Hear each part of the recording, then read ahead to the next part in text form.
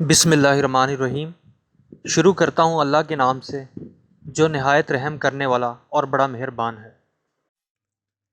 ایک نابینا کی عادت تھی کہ وہ گھر سے نکلتے ہوئے ایک ہاتھ میں لاٹھی اور دوسرے ہاتھ میں لالٹین پکڑ لیتا۔